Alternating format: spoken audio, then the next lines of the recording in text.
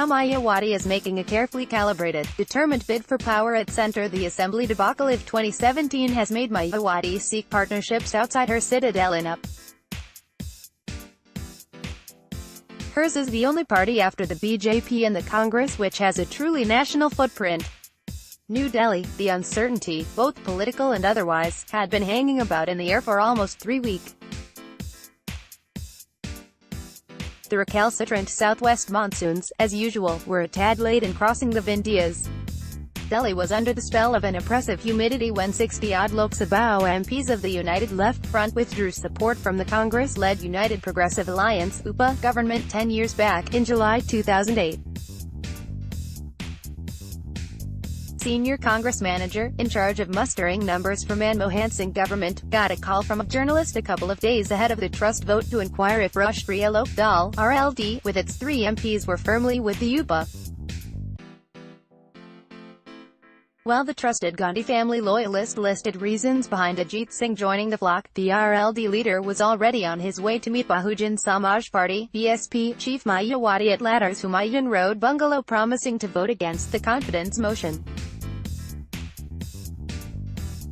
10 years after she took the lead role in the no-confidence motion precipitated by the left, Mayawati is again making a carefully calibrated but a determined bid at power at the center.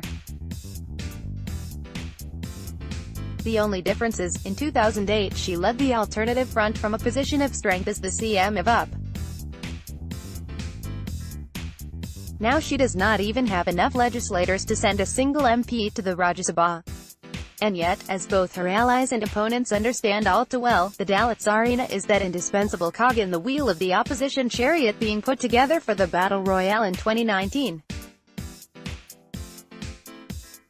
That one picture with Sonia Gandhi with Mayawati at Kumaraswamy's swearing-in ceremony says it all. In the last 1 year, since losing comprehensively at the hands of the BJP in the assembly polls, the BSP leader has made some tactical changes which in many ways mark a watershed moment in the brief history of the party built from scratch by Kanchi Ram. Since assuming the reins of the party, there have been innumerable occasions when the BSP could have been in power as a minor partner outside UP. Many such opportunities arose when the BSP bailed out governments in crisis. Her 2 MLAs saved the Harish Rawat government in Uttarakhand a couple of years back. But Mayawati consciously declined to participate in the government formation outside UP. The Assembly debacle of 2017 has made Mayawati seek partnerships outside her citadel in UP.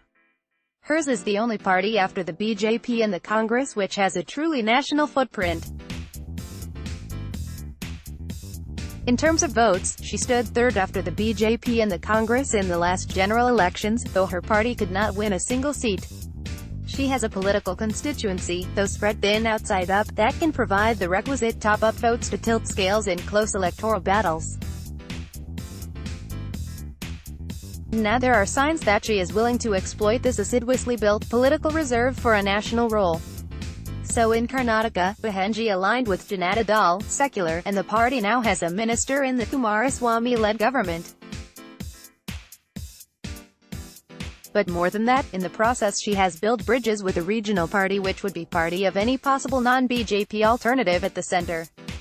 Last week she has met Ajit Jogi, the Congress rebel who is seeking to emerge as an alternative to the Raman Singh dispensation in Chhattisgarh. Her party has announced a pre-poll tie-up with Indian National Lokdal in Haryana.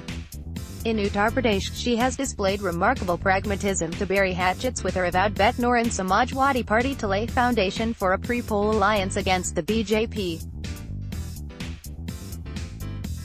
Even as she goes about assiduously positioning herself seeking to strike rapport with regional satraps, Mayawati has been careful not to antagonize the Congress party. She is yet to open her cards on a pre-poll tie-up with a debilitated Congress in Madhya Pradesh, Chhattisgarh and Rajasthan. That bridge she will cross the bridge closer to the elections. To materialize her national ambitions, the BSP chief knows all too well Congress's consent in the election of the leader of the opposition front would be critical since the grand old party would willy-nilly emerge as the largest single bloc in any alternative front. This subtle positioning for a larger role is also evident in the recent press statements released by the BSP with quotes from its party president. Be it the video on surgical strike to atrocities against SC Street, the issues she has underscored in her political statements addressed of late have a greater national resonance. Mayawati was also quick to assess the negative fallout of any resistance towards delay in vacating government bungalows of former UP CMs as ordered by the Supreme Court. She took some media persons on a tour of the house that the BSP claimed was a memorial to its founder Kanchi Raman. Displaying discernible political maturity, she handed over the keys to the estate's department in Lucknow. It is highly unlikely that opposition will form a grand nationwide Mahagathbandhan to challenge the BJP's political hegemony. Alliances will be state-specific and tactical. Leadership issues will be settled post-poll. In such a scenario, the one who commands larger acceptability can emerge as the leader.